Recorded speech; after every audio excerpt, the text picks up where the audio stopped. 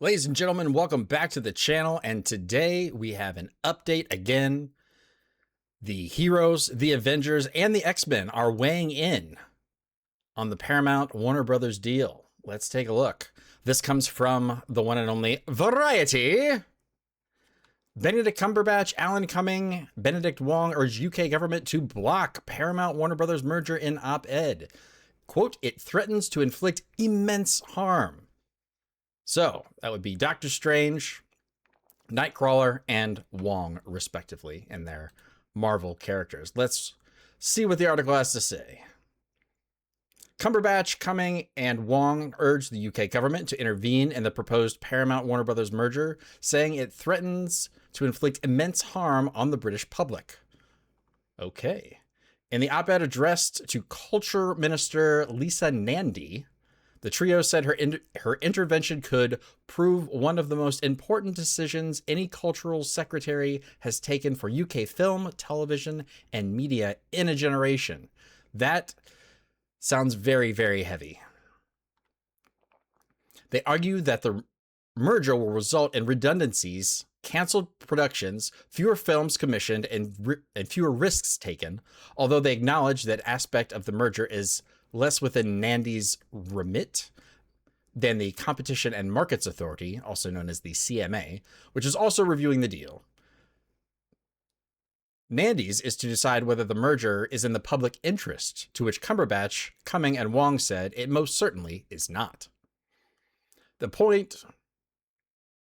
trio point to the fact that Paramount currently owns public service broadcast Channel 5, as well as CBS in the States. The acquisition of the WBD, I believe that would be Warner Brothers Discovery, would see CNN and CNN International also come under the same umbrella. If one commercially interested owner controls access to both the CNN and CBS news archives, they control the raw material of our historical memory, the op-ed, published in The Guardian states. Nandy has opened the door to intervention.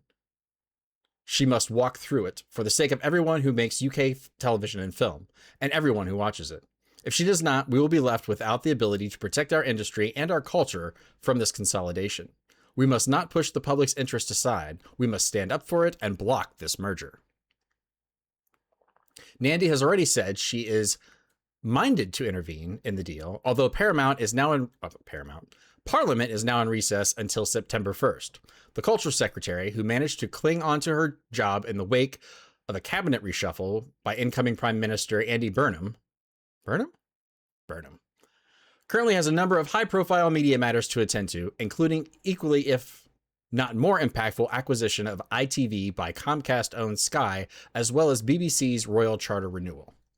Last week, the European Commission approved the Paramount-Warner Bros. Merger, albeit with some conditions.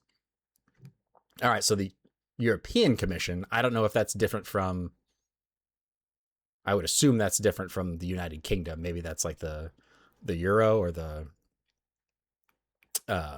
European Union Commission, potentially. In the US, however, it faces opposition from numerous sources. As of Friday, Paramount agreed to postpone the merger until after an antitrust trial.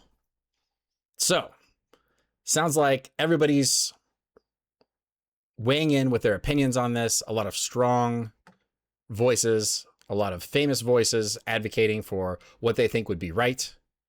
What do you think? Do you think this merger should go through?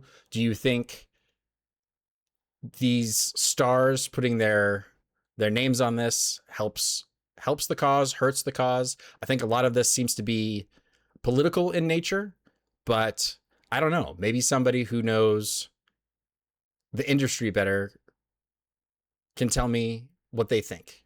Put that in the comments below. If you know things that are happening behind the scenes, let us know and we'll discuss. All right, that's going to be all for this one. Like, comment, subscribe, and share. And I will see you next time.